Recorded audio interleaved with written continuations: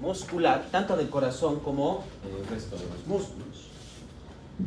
Algo importante en primer lugar, el músculo estriado esquelético puede recibir una gran cantidad de sangre siempre y cuando esté en ejercicio, cuando esté activado. En reposo recibe muy poca cantidad de sangre, es suficiente solo como para mantenerse activo y vivo, porque no tiene una gran cantidad de metabolismo ni una gran necesidad de un grupo de nutrientes y de oxígeno. De hecho, el músculo estriado esquelético en reposo recibe aproximadamente unos 3 a 4 ml por minuto por cada 100 gramos de músculo. En cambio, cuando estamos en ejercicio moderado, por ejemplo, puede llegar a recibir hasta 100 o 200 ml por minuto por cada 100 gramos de músculo. En casos de alta demanda de oxígeno, por ejemplo, en el caso de un ejercicio extremado bastante amplio, natación, correr, etc., con un ejercicio intenso, excepcionalmente incluso por el músculo, puede llegar a unos 400 ml de flujo sanguíneo por minuto por cada 100 gramos de músculo. En otras palabras, si comparamos, en esencia el corazón puede recibir aproximadamente unas 20, 30, 40, 50 veces la cantidad necesaria de sangre de la que recibe en reposo, llegando inclusive hasta casi unas 100 veces la cantidad que recibe en reposo cuando el ejercicio sea demasiado extenso, demasiado intenso. Pero hay algo muy importante que tomar en cuenta dentro de lo que viene a ser el flujo sanguíneo muscular. Recuerden que la contracción muscular va a generar fuerza e internamente está generando presión dentro del músculo, lo que provoca que haya una disminución del flujo sanguíneo durante la contracción. Cada que se contrae el músculo estriado esquelético, genera una presión interna que bloquea por completo sus capilares, disminuyendo su flujo sanguíneo. Pero en el momento en que se relaja el músculo, va a aumentar el flujo capilar. Esto lo habíamos visto antes. Sabemos que si un tejido queda obstruido o sin flujo sanguíneo, justo cuando se quita la obstrucción, va a haber un incremento del volumen, una hiperemia reactiva. Y los músculos van a tener esa capacidad. Entonces, al contraerse, se detiene su flujo sanguíneo, pero en el momento en que se relajan, se genera una hiperemia reactiva, incrementando ese flujo sanguíneo, dando suficiente oxígeno y nutrientes al músculo, no solo para ese momento, sino para compensar el momento en el cual estaba contraído. Se genera entonces esta variación constante en los músculos. Todo el tiempo vamos a tener lo mismo. Siempre que el músculo se contrae, internamente se detiene su flujo sanguíneo porque comprime por completo los capilares. En cambio, en el momento que se relaja el músculo, va a ampliar el flujo sanguíneo para compensar esa falta de oxígeno temporal por la contracción y también darle en ese momento mayor cantidad de oxígeno y nutrientes mientras esté el músculo en reposo. Es propiamente la disminución del oxígeno, así como también el control neuronal, la vasoconstricción simpática, la que va a ir controlando entonces el flujo sanguíneo muscular. A nivel simpático, en primer lugar, vamos a tener una vasoconstricción en varios de los tejidos del cuerpo, principalmente a nivel digestivo y a nivel renal. Pero no va a ser tan grande la vasoconstricción, por ejemplo, a nivel de lo que viene a ser el músculo estriado o el cerebro. Esto efectivamente redistribuye el flujo sanguíneo. Va a disminuir el flujo sanguíneo esplácnico, propiamente abdominal, pélvico, y más bien aumenta el flujo sanguíneo muscular, para poder compensar el músculo por esas necesidades. No se olviden que la disminución del oxígeno también nos va a generar a nivel muscular una vasodilatación, por la teoría miógena que habíamos visto. La falta de oxígeno, así como también la presencia de metabolitos, van a provocar que a nivel del músculo se produzca una vasodilatación, mientras que en el resto del cuerpo tendríamos una vasoconstricción, haciendo que el flujo sanguíneo se distribuya más que todo hacia los músculos para poder modificar adecuadamente esa cantidad de flujo sanguíneo. Pero, aún así, 3 a 4 ml por minuto por 100 gramos de músculo, llegando a 100 o 200 ml, sería mucho más de nuestro volumen sanguíneo. Lo que quiere decir que no solo va a aumentar no solo se modifica la distribución de sangre, sino que aumenta también el retorno venoso y el gasto cardíaco. Nuevamente, a medida que van comprimiéndose los músculos por la contracción, no solo van a comprimir los capilares, comprimen todo el drenaje venoso profundo, moviendo mayor cantidad de sangre hacia el corazón, efectivamente aumentándonos también el retorno venoso. Ya habíamos visto en la anterior clase que esto significa aumento del gasto cardíaco. Entonces la sangre va a empezar a dar más vueltas por el sistema circulatorio, de lo normal, que son 5 litros por minuto, puede llegar inclusive a unos 20 o 25 litros por minuto. Da muchas más vueltas la sangre a través del sistema circulatorio para poder nutrir al músculo con suficiente oxígeno y poder cumplir con las necesidades metabólicas que tiene en ese momento el músculo. Se van a generar entonces varios reajustes circulatorios. Una activación simpática en masa, como les decía, una vasoconstricción en todo el cuerpo. A nivel esplácnico, como tiene una menor tasa metabólica y menor necesidad de oxígeno, básicamente solo hay vasoconstricción. Pero a nivel muscular, ya sabemos, la disminución de oxígeno va a provocar que empiece a generarse vasodilatación. Entonces, si bien a nivel muscular puede haber cierto grado de vasoconstricción, también hay un poco de vasodilatación, permitiendo mayor flujo hacia los músculos, redistribuyendo entonces el flujo sanguíneo principalmente hacia los músculos. Como está aumentando el gasto cardíaco, nos está aumentando la resistencia por la vasoconstricción, esto significa un aumento de la presión arterial. En efecto, el aumento del gasto cardíaco que genera entonces ese trabajo que vamos a tener a nivel muscular.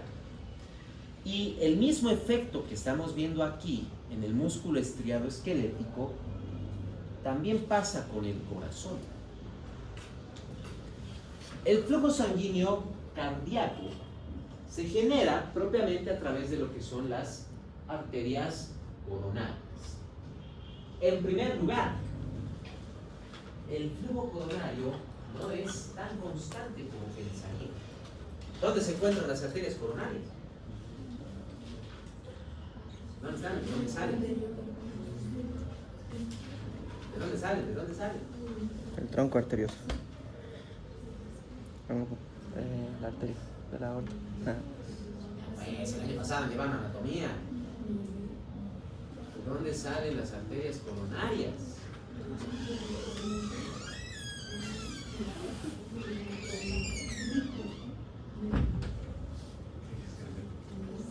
¿Verdad? ¿Ya nos acordán?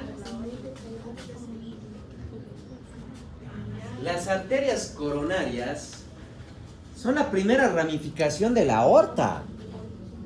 Están justo por encima de la válvula aórtica. Pero recuerden algo. Cuando ustedes veían el corazón y veían las arterias coronarias, eran tan grandes y gruesas sus paredes como la subclavia izquierda, el tronco brachiocefálico. No, son más delgadas, ¿verdad? Entonces, no podrían tolerar una presión de 120 milímetros de mercurio de forma directa, como lo hacen propiamente el cállado de la aorta, el tronco brachiocefálico, la carótida primitiva izquierda o la subclavia izquierda, ¿verdad? No pueden tolerar esa presión. Entonces, de primero, el flujo coronario, la entrada de sangre al sistema coronario no es constante. Recuerden, está justo por encima de la válvula, las arterias coronarias, tanto derecha como izquierda. Al momento de la sístole, se abre la válvula y, ¿qué pasa? Me tapa el flujo coronario. O sea, las arterias coronarias no reciben el golpe de la presión ventricular, gracias a que la válvula va a evitar eso. En el momento en que se cierra la válvula, la sangre retrocede y choca contra la válvula. Ese choque es lo que provoca el ingreso de sangre al flujo coronario. Así que en primer lugar, las arterias coronarias no reciben sangre de forma constante. Se llenan de sangre principalmente durante la diástole y muy poco durante la sístole. Por eso es que no necesitan tener una estructura tan grande o unas paredes tan gruesas como para soportar esa presión sistólica que está generando el ventrículo izquierdo. Segundo, A medida que se va contrayendo el músculo, pasa lo mismo que con el músculo estriado esquelético. Durante la sístole, el flujo coronario interno, o sea, el flujo capilar cardíaco, cae casi por completo. Y solo tiene un amplio flujo durante la diástole, en el momento en que va relajándose el músculo. De hecho, el corazón recibe aproximadamente un 4 a 5% del gasto cardíaco en reposo. En ejercicio esto puede aumentar 3 a 4 veces. En ejercicio intenso incluso puede aumentar hasta 5 veces. Quiere decir, en un ejercicio extremadamente intenso, cuando estamos con bastante función cardíaca, puede que el corazón necesite hasta 20% del gasto cardíaco para poder nutrirse con suficiente oxígeno y nutrientes. Esto va a generar además un aumento de la eficacia energética.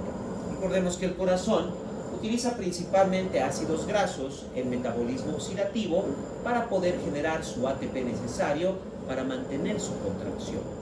Mayor flujo de sangre también significará mayor flujo de nutrientes, de grasas, y no nos olvidemos que el corazón ya de por sí recibe una gran cantidad de ácidos grasos y los empieza a almacenar alrededor de sus vasos coronarios. Es por eso que cuando ustedes veían el corazón, alrededor de todas las arterias coronarias tenemos tejido adiposo, ácidos grasos que están almacenados para que el corazón pueda empezar a funcionar con mayor eficacia, quemando oxidativamente esos ácidos grasos para generar su energía. Y todo para poder mantener su contracción, pero siempre tomando en cuenta lo que estábamos diciendo. Durante la contracción del músculo cardíaco, el flujo sanguíneo cae casi por completo. Casi. Porque no es lo mismo la presión intramiocárdica que extramiocárdica. Eso significa que hay dos modificaciones en el flujo. Primero, todas las arterias coronarias son por fuera del corazón, pero a medida que van ingresando dentro del músculo van a generar dos plexos, lo que viene a ser el flujo sanguíneo epicárdico, que está por fuera del músculo, por fuera del corazón, y el flujo sanguíneo subendocárdico, que está justo por debajo del endocardio. Entre medio vamos a tener una gran cantidad de arterias que comunican los dos flujos, epicárdico y subendocárdico, y es a partir de esas arterias que se generan los capilares que van a nutrir el músculo mismo, que van a nutrir el miocardio. Entonces, durante la contracción cardíaca, primero, el flujo subendocárdico va a verse colapsado. No se olviden que es el corazón el que está generando los 120 milímetros de mercurio de presión. Así que endocárdicamente la pared muscular del corazón está a 120 milímetros de mercurio de presión. No puede haber flujo sanguíneo, no puede tener más presión que la misma presión ventricular, se detiene por completo, pero se mantiene el flujo epicárdico, que en ese momento, no se olviden, si bien va a tener sangre, pero no está recibiendo más sangre, porque va a estar tapada la entrada hacia las arterias coronarias. Si no fuera de esa manera, si la arteria coronaria subiera de más arriba saliera, se romperían fácilmente las arterias coronarias. Porque no se olviden, el ventrículo se va a contraer, va a bloquearme el flujo sanguíneo subendocárdico a 120 milímetros de mercurio de presión y va a entrar sangre a 120 milímetros en el flujo epicárdico, que en ese momento solo puede mantenerse en el flujo epicárdico porque el endocárdico va a estar tapado. Entonces, si las coronarias estuvieran más arriba, primera sístole y se rompen las arterias coronarias. Por eso van a estar más abajo. Justo, vuelvo a repetir, están justo por encima de la válvula aórtica. Y en el momento que esta se abre, la sístole en la eyección, eso previene que ingrese de golpe la sangre dentro del flujo coronario. Solo va a entrar en el momento de la diástole. Y de hecho, durante la diástole, el flujo subendocárdico va a abrirse, va a permitir el flujo rápido de sangre dentro del músculo cardíaco. Va nutriéndose igual que el músculo estriado esquelético, entonces el corazón se nutre durante la relajación, se nutre durante la diástole. Este control va a depender mucho de lo que viene a ser el mismo metabolismo muscular, la demanda de oxígeno. No se olviden que ya hemos visto la teoría vasodilatadora, la teoría de la falta de oxígeno. A medida que cae el oxígeno, va aumentando el dióxido de carbono. Sin oxígeno, el músculo liso de los vasos sanguíneos no tiene ATP suficiente para contraerse, por lo tanto permite una vasodilatación. Al mismo tiempo, lo que viene a ser la hipoxia nos va a generar sustancias que también producen vasodilatación, manteniendo abierto el flujo epicárdico, y en el momento de la diástole rápidamente va a fluir la sangre al flujo subendocárdico, dándonos entonces una hiperemia reactiva endocárdica y una hiperemia activa epicárdica, dando un constante flujo de sangre al nivel de lo que viene a ser el músculo cardíaco. Vamos a tener también efectos directos e indirectos por parte del control nervioso. Directo, la vasoconstricción y la vasodilatación que habíamos visto. Pero también hay efectos indirectos. A medida que va generando mayor presión del sistema simpático, por ejemplo, en el resto del cuerpo, esto significa un aumento de la presión de la arteria aorta, lo que va a permitir mayor entrada de sangre hacia el flujo coronario, dándome mayor flujo epicárdico constante. Ya saben, el subendocárdico es inconstante. Entonces, todo el rato el corazón está tratando de recibir una buena cantidad de sangre, oxígeno y nutrientes para que pueda generarse su contracción, para que pueda tener suficiente energía para la contracción cardíaca. Y obviamente, ahí es donde podemos tener problemas, porque solo tenemos dos coronarias, y cada coronaria solo está en la parte externa en flujo epicárdico. El endocárdico ya sabemos que es intermitente. En cada sístole no hay flujo endocárdico, y en la diástole vamos a tener flujo endocárdico. Entonces, aparece la ateroesclerosis como la principal causa de cardiopatía isquémica. La ateroesclerosis es básicamente la presencia de una placa en la parte interna del vaso sanguíneo. Estas placas generalmente se producen por la acumulación de grasas, de ácidos grasos. En alguna parte de una arteria, de un vaso sanguíneo, se puede acumular, pegándose y adhiriéndose a las células endoteliales, ácidos grasos. El corazón, nuevamente, su fuente energética principal son los ácidos grasos, y es el órgano que los recibe en mayor cantidad. No solo va a tener acumulación de grasa alrededor de los vasos coronarios, sino que puede acumularse en la parte interna también, provocando lo que vemos aquí, una placa ateromatosa. Ahora bien, la presencia de la placa de por sí no puede generar la presencia del ateroma, de por sí no disminuye el flujo sanguíneo, pero sí puede provocar algo. Generalmente, normalmente, no se olviden, el flujo sanguíneo es un flujo laminar. Cuando se genera esta situación de la placa ateromatosa, ya sabemos que esto va a generar una desviación del flujo sanguíneo y nos genera un flujo turbulento. Esto ya de por sí genera una alteración en el flujo sanguíneo, provocando la posibilidad de formación de coágulos que me pueden provocar mayor obstrucción. Por otro lado, como la sangre viene con presión, y recuerden, estamos en el flujo epicárdico que recibe de golpe la sangre desde la arteria aorta, pero no a presión sistólica, más que todo a presión diastólica. Pero aún así, 80 milímetros de mercurio de presión, si golpean contra la placa ateromatosa, pueden provocar que ésta se desprenda.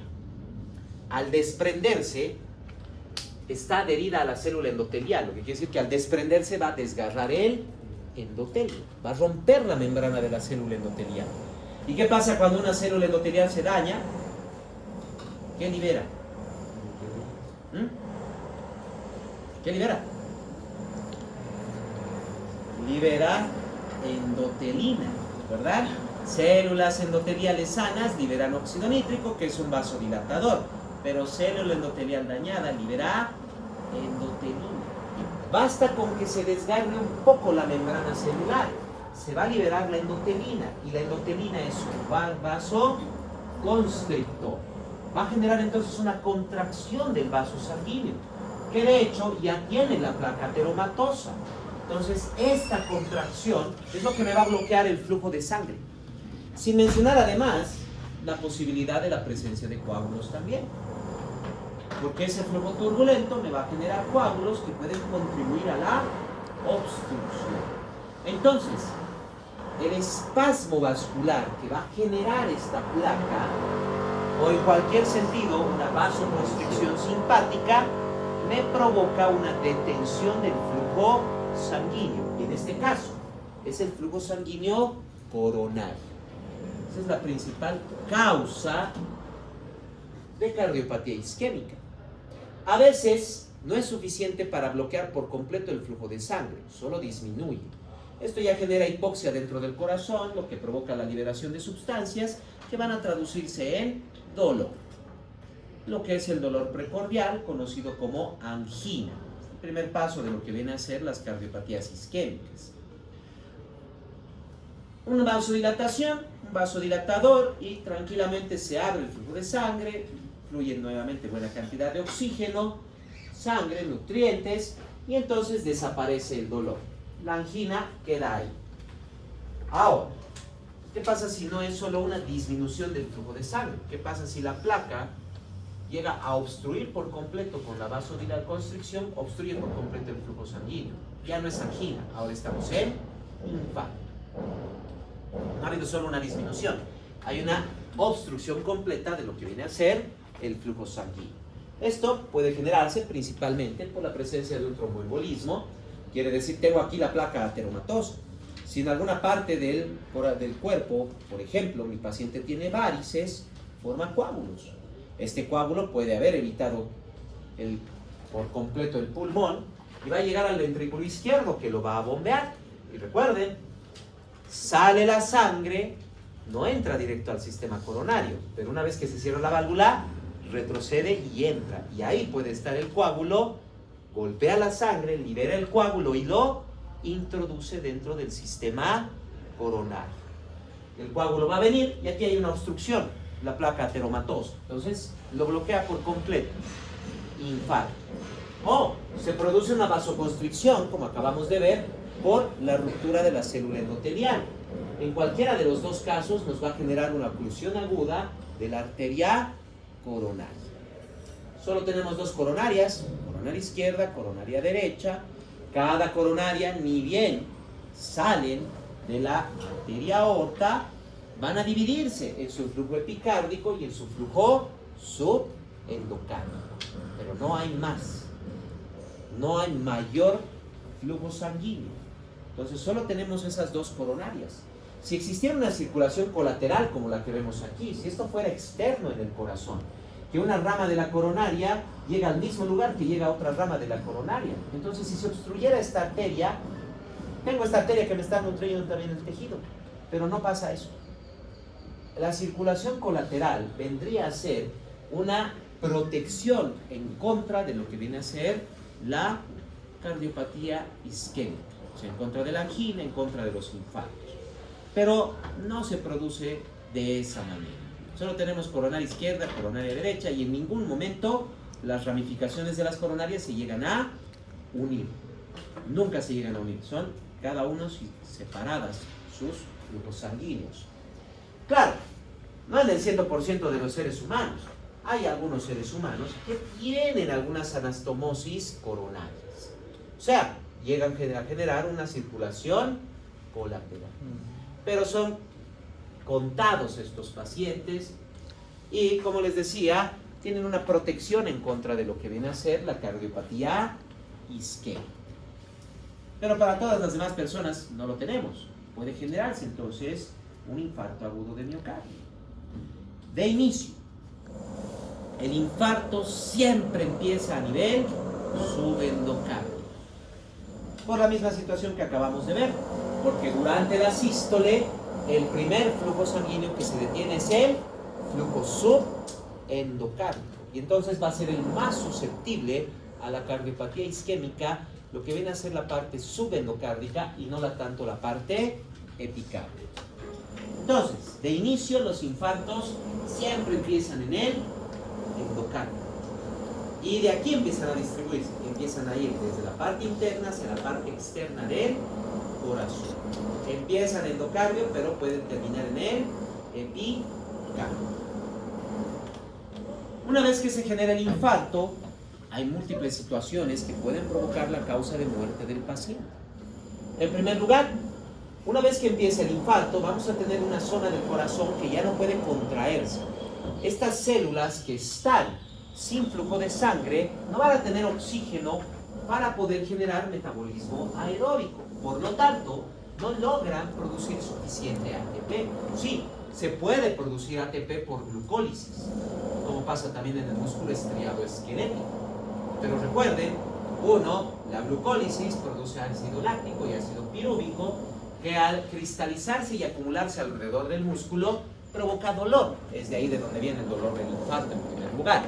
Segundo, la cantidad de ATP que produce no es una gran cantidad, es muy poco. Y el corazón necesita buena cantidad de energía para poder contraerse. Entonces, si bien la glucólisis le puede dar algo de energía, pero aún así no es suficiente para mantener el funcionamiento del corazón. Por lo tanto, va a haber un descenso del gasto cardíaco. No solo tengo una parte del músculo cardíaco que no puede contraerse porque está en infarto, sino que también disminuye la energía a generar en el corazón. Esto me va a provocar una disminución del gasto por dos causas. Primero, una distensión sistólica. El resto del músculo cardíaco sí se contrae, pero tengo una pequeña parte que no puede contraerse y que de hecho está relajado. Entonces hay presión alrededor, pero esta parte del ventrículo que está en infarto más bien se va a distender. Se forma un globito en ese punto que retiene sangre, efectivamente disminuyéndome la fracción de eyección. Como no está bombeando suficiente sangre al corazón, disminuye por completo el gasto cardíaco. Además, estas células que están generando un infarto, estas células que están empezando a sufrir, van a empezar a alterar alterar sus potenciales de membrana y podrían provocar despolarizaciones erráticas. Eso me va a generar entonces que el corazón empiece a alterar su contracción. Como ya no tiene suficiente sangre para bombear porque se queda dentro de la distensión sistólica, alterando la contracción tampoco genera suficiente presión. Efectivamente, esto me va a disminuir el gasto cardíaco, lo que va a llevar al shock cardiogénico. Va a disminuir tanto el gasto cardíaco que el corazón ya no puede mantener el flujo sanguíneo en los tejidos. Va a haber una disminución de la oxigenación y de los nutrientes de los tejidos del cuerpo. Entonces, van a empezar a eliminarse funciones no vitales. Todas aquellas funciones que no son necesarias para mantenernos con vida van a empezar a eliminarse, para poder mantener el flujo sanguíneo hacia aquellos tejidos y funciones que sí necesitamos para vivir. Entre estas está la conciencia. O sea, toda la corteza cerebral se va a apagar. Tiene que mantenerse la base del encéfalo activa, el tronco encefálico, porque ahí es donde tenemos nuestros núcleos vegetativos, que controlan la respiración, la presión arterial, la frecuencia cardíaca. Todo esto tiene que mantenerse. Así que la corteza cerebral se apaga por completo, se pierde el conocimiento. El paciente se desmaya, pierde el conocimiento. ¿Por qué sería eso una causa de muerte? ¿Qué pasa si el paciente se desmaya y se golpea la cabeza, o está manejando un vehículo, o está nadando? Va a morir ahí, va a morir. Empieza, como disminuye el flujo sanguíneo, empieza a estancarse la sangre en el sistema venoso. Sin diferencia de presión, no hay flujo venoso. Y recuerden que mi paciente ya perdió el conocimiento, por lo tanto ya no hay contracción muscular que comprima las venas y me dé la bomba venosa para que llegue sangre al corazón. Se empieza a estancar la sangre en las venas. Sangre estancada empieza a coagular. Entonces ya vamos a tener sangre que empieza a coagular en el sistema venoso, mayor posibilidad de infartos, otra causa de muerte. Como tenemos fibras que empiezan a activarse erráticamente porque están sufriendo y algunas ya están muriendo, van a empezar a generarse potenciales de acción erráticos. que van a activar el músculo ventricular y van a empezar a sacarlo de sincronía. En vez de que todas las fibras sigan contrayendo y relajándose en uno solo, hay fibras que se contraen, hay fibras que se están relajando y hay fibras relajadas. O sea, el músculo empieza a temblar. En vez de que haya una contracción y relajación en unísono, todas las fibras empiezan a actuar de forma independiente. Esto es fibrilación ventricular. Y esto ya significa no hay bomba cardíaca. Otra causa de muerte. El corazón efectivamente ya no puede bombear sangre. Ya no solo tengo el estancamiento de la sangre venosa, ahora también se estanca la sangre arterial. Porque el corazón en fibrilación ya no produce presión sistólica y diastólica. Y sin diferencia de presión no hay flujo de sangre. No se nutren los tejidos, no llega el oxígeno, causa de muerte del paciente. Si hasta todo esto el paciente sigue vivo, tenemos la última causa de muerte y la definitiva. Esta zona que está en infarto ya no solo es una zona que se distiende, empieza a necrosarse, las células empiezan a morir, lo que debilita la pared del corazón. Si por algún motivo se generara un aumento de la presión, inmediatamente se va a romper la pared cardíaca. Rotura cardíaca, sangrado total, pérdida del volumen sanguíneo, muerte del paciente irremediable. Hasta la fibrilación se puede evitar la muerte del paciente, pero una vez roto el corazón, ya no hay forma de evitar eso. Una vez que se rompió la pared cardíaca, no hay manera de evitar la muerte del paciente. Es un sangrado masivo. Toda la sangre va a empezar a difluir directamente hacia lo que viene a ser el tórax y básicamente mi paciente muere por un shock hipovolémico. Se ha quedado sin sangre porque todo acaba de salirse hacia el tórax debido a que se ha roto el ventrículo, principalmente el ventrículo cerebral. Esa es la principal causa de muerte. La mayoría de los infartos no llegan a ese punto. Algunos llegan hasta el punto de lo que es la fibrilación y el estancamiento de sangre. El paciente aún puede recuperarse, pero existen lo que conocemos como infartos fulminantes, ¿verdad? Donde el paciente no llega ni 20 minutos y ya está muerto. Eso es básicamente una progresión rápida a rotura cardíaca. O sea, ha sido un infarto tan grande que rápidamente ha progresado a necrosis, se ha roto el corazón y el paciente falleció. En menos de 20-30 minutos está muerto, de iniciado el infarto. En la mayoría de los pacientes tenemos tiempo, hay tiempo hasta que se produzca la rotura cardíaca. Pero claro, ya el descenso del gasto cardíaco, el estancamiento de sangre en el sistema venoso o la fibrilación ventricular ya pueden ser causa de muerte para los pacientes. En caso de que no muera el paciente, bueno, va a empezar a recuperarse el corazón. En primer lugar, en el momento que se ha generado el infarto, vamos a tener dos zonas que se han generado principalmente. Una zona de isquemia leve, donde sí ha habido cierto flujo de sangre, pero no el total, y en la parte central, que es una zona no funcional. Son células que definitivamente han perdido por completo su oxigenación y no podían funcionar. No se olviden que esto es la parte externa. En la parte interna, esta zona no funcionante en el centro, voy a tener células muertas, células necróticas. ¿Por qué? Porque no olviden que el infarto siempre empieza en endocardio. Lo que quiere decir que a nivel del músculo, si yo tengo aquí el epicardio y aquí tengo el endocardio, el infarto tiene esta forma.